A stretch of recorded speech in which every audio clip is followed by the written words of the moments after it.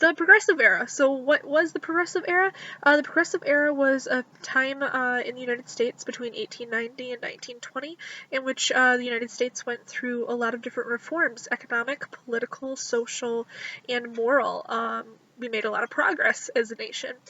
Um, this time period is very interesting because a lot of the things that we're dealing with currently um, we see a lot of in the Progressive Era. It's very fascinating to see how people dealt with these problems back during the Progressive Era.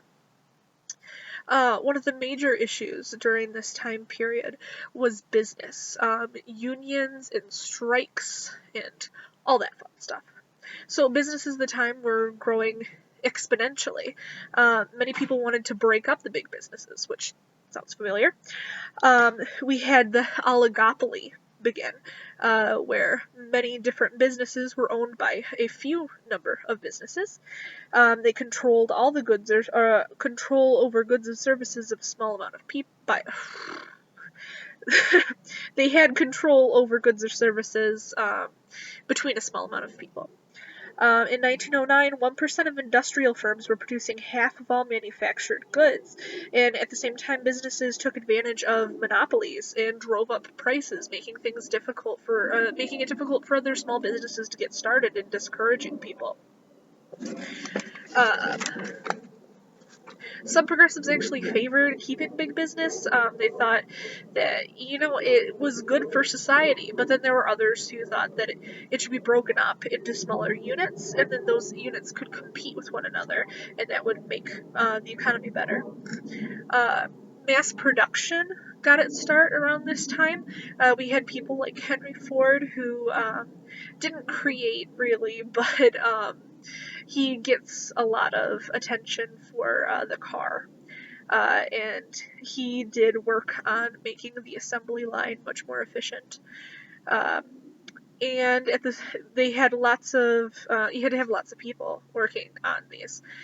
So we had difficult, dangerous work being done by people who were uneducated and didn't really know how to do those jobs very well, so it became very dangerous. And they worked long hours, which makes it even more dangerous, and then didn't really even make enough money.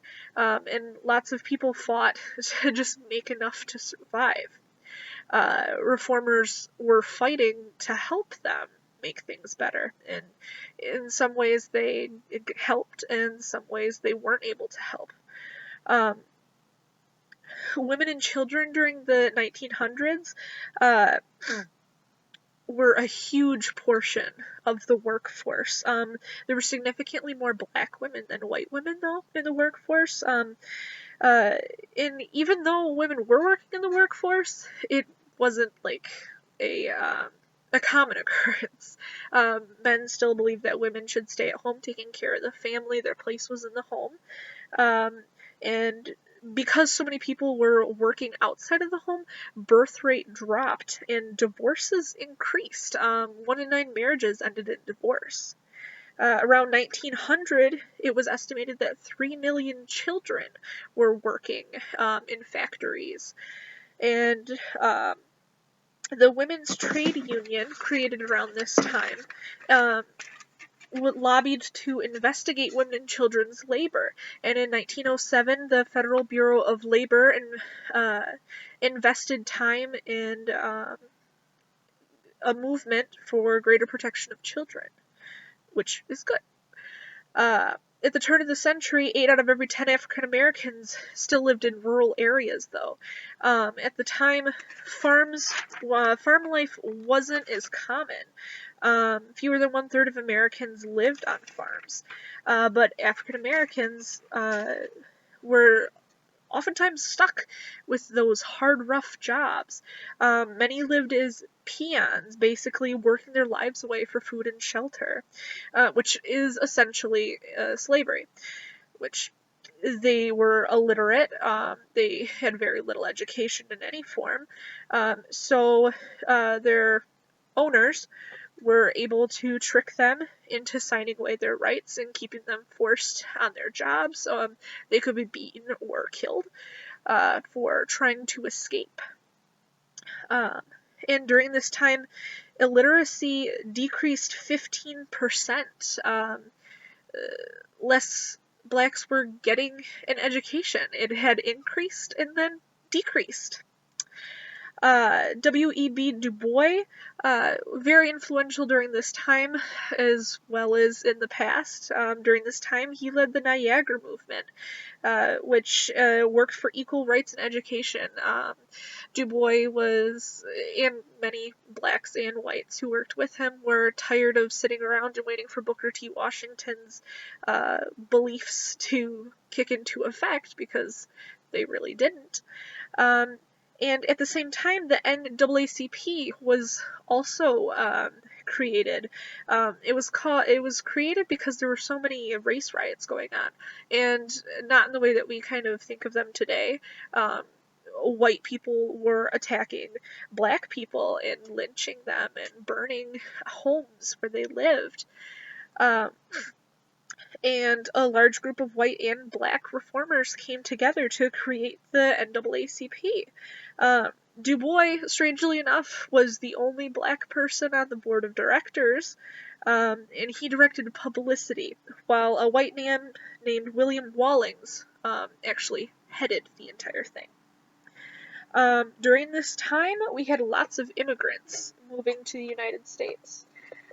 We had between 1901 and 1920, 14.5 million immigrants entering the country, more than any in a 20-year period. Many of them were actually temporary immigrants, though. They were called birds of passage.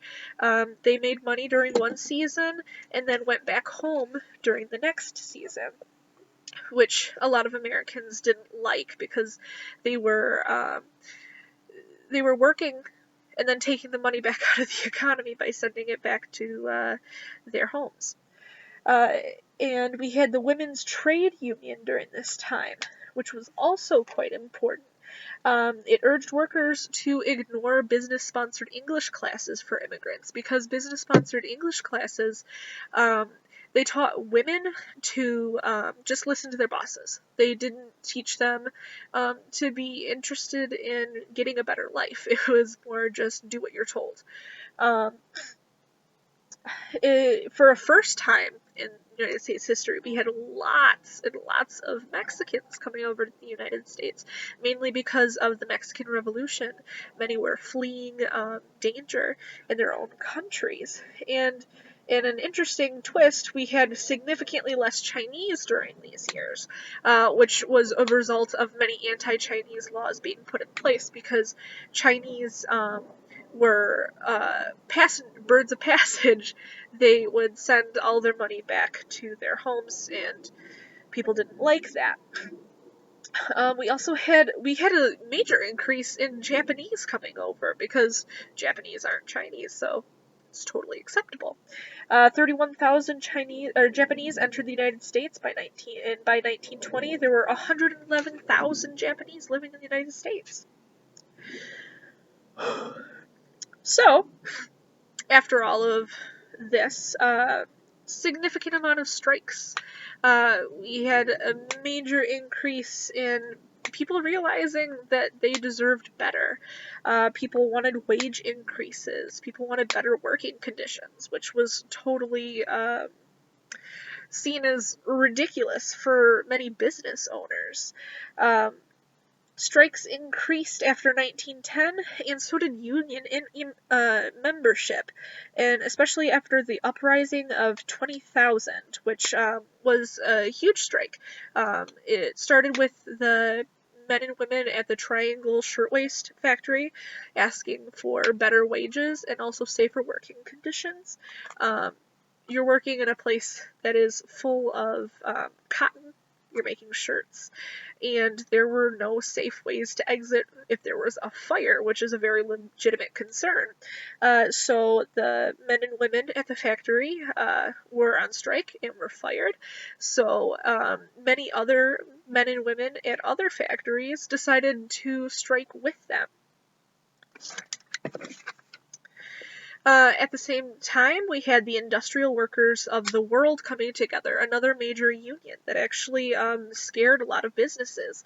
They were important in the fact that they finally, like, they were the only union at the time to welcome all people, regardless of their race or their gender. Um, they believed that it was their purpose to overthrow the capitalist system by force if necessary, which is pretty scary if you own a business.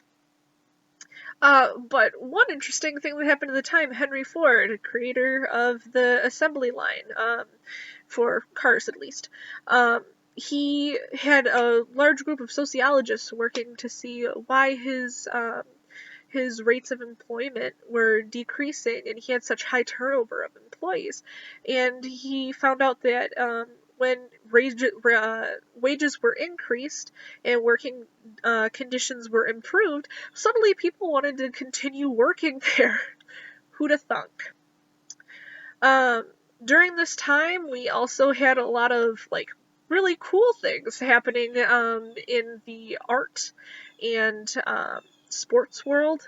Baseball finally became the national pastime of America. People loved going and seeing the baseball games.